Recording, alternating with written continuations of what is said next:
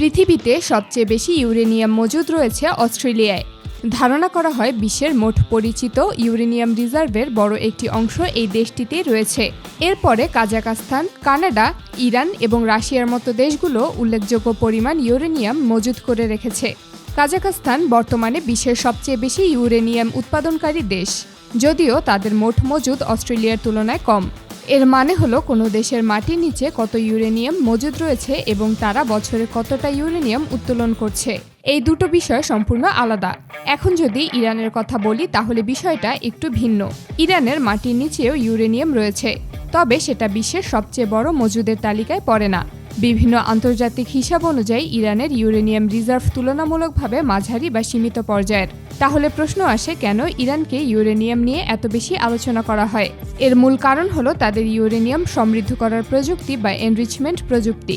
বিভিন্ন প্রতিবেদনে বলা হয়েছে ইরান নিজেদের দেশে পাওয়া ইউরেনিয়ামকে এমন উন্নত প্রযুক্তির মাধ্যমে সমৃদ্ধ করছে যা নিয়ে বিশ্বের অনেক বিজ্ঞানী ও বিশেষজ্ঞ পর্যন্ত অবাক হয়ে গেছেন।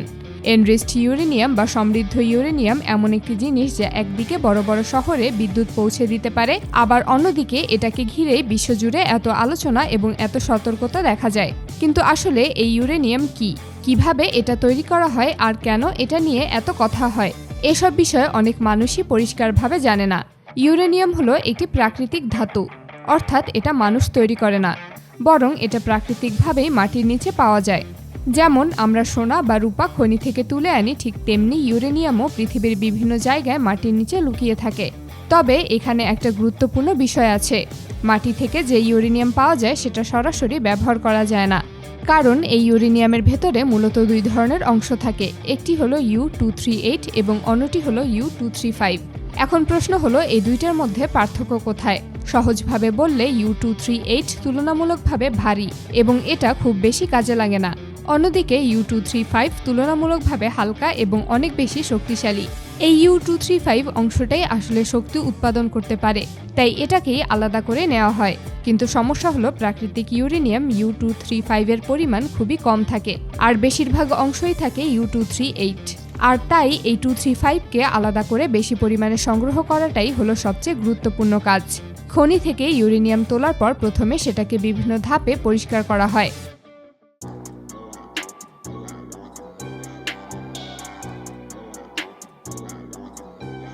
এই সময় ইউরেনিয়াম একটি হলুদ রঙের গুঁড়ায় পরিণত হয়, যাকে ইয়েলো কেক বলা হয়। এরপর আসে সবচেয়ে গুরুত্বপূর্ণ ধাপ, সেন্ট্রিফিউজ।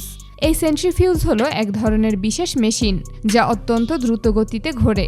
এত দ্রুত ঘোরে যে এর ভেতরে থাকা ভারী এবং হালকা অংশ আলাদা হয়ে যায়। এখানে হালকা U-235 একদিকে চলে যায় এবং ভারী U-238 অন্যদিকে চলে যায়। এইভাবে ধীরে ধীরে U-235 এর পরিমাণ বাড়ানো হয়। এই পুরো প্রক্রিয়াটাকে বলা হয় এনরিচমেন্ট বা সমৃদ্ধকরণ।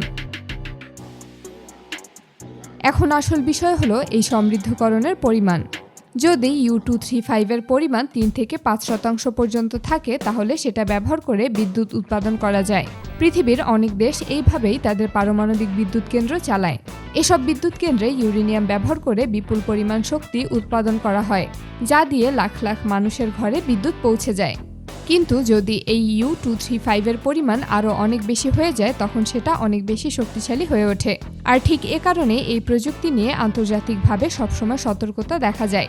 এ কারণে পৃথিবীর বড় বড় দেশ সবসময় নজর রাখে কে কতটা ইউরেনিয়াম সমৃদ্ধ করছে। এই জায়গায় ইরানের নাম প্রায় সামনে আসে। ইরান বহু বছর ধরে বলে আসছে তারা ইউরেনিয়াম ব্যবহার করে বিদ্যুৎ উৎপাদন করতে চায়, অর্থাৎ তাদের উদ্দেশ্য শান্তিপূর্ণ। কিন্তু অন্য কিছু দেশ মনে করে এই বিষয়টির উপর আরও নিবিড়ভাবে নজর রাখা দরকার। তাই এই বিষয়টি নিয়ে আন্তর্জাতিক পর্যায়ে অনেক আলোচনা হয়, বৈঠক হয় এবং বিভিন্ন চুক্তিও করা হয়। বিভিন্ন প্রতিবেদনে উঠে এসেছে ইরান তাদের দেশে অনেক সেন্ট্রিফিউজ মেশিন স্থাপন করেছে এবং ইউরেনিয়াম সমৃদ্ধ করছে, যদিও এ নিয়ে বিভিন্ন পক্ষের ভিন্ন ভিন্ন ব্যাখ্যা রয়েছে। অন্যদিকে ইরান সরকার বলেছে তারা শুধুমাত্র শক্তি উৎপাদনের উদ্দেশ্যেই এই কাজ করছে। আসলে ইউরেনিয়াম সমৃদ্ধ করা কোনো সহজ কাজ নয়, আর এর জন্য অনেক অর্থের প্রয়োজন হয়, বিশাল বড় কারখানার প্রয়োজন হয়, হাজার হাজার সেন্ট্রিফিউজ মেশিনের দরকার হয় এবং খুব দক্ষ বিজ্ঞানীদেরও প্রয়োজন হয়। তাই পৃথিবীর সব দেশ এই প্রযুক্তি ব্যবহার করতে পারে না। আর যারা পারে তাদের কার্যক্রমের ওপর অন্য দেশগুলো নজর রাখে, যাতে সবকিছু আন্তর্জাতিক নিয়মকানুন মেনে পরিচালিত হয়। এই কারণেই যখন এনরিচ ইউরেনিয়াম বা সমৃদ্ধ ইউরেনিয়াম নিয়ে কোনো খবর সামনে আসে, তখন পুরো পৃথিবী সেটাকে গুরুত্ব দিয়ে দেখে। কারণ এটি একদিকে মানুষের জীবনে উন্নতি এনে দেয়, বিদ্যুৎ উৎপাদন করে এবং শিল্প কারখানা চালাতে সাহায্য করে। আবার অন্যদিকে এই প্রযুক্তি নিয়ে সবসময় সতর্ক থাকা এবং আন্তর্জাতিক নিয়ম মেনে চলাও অত্যন্ত গুরুত্বপূর্ণ।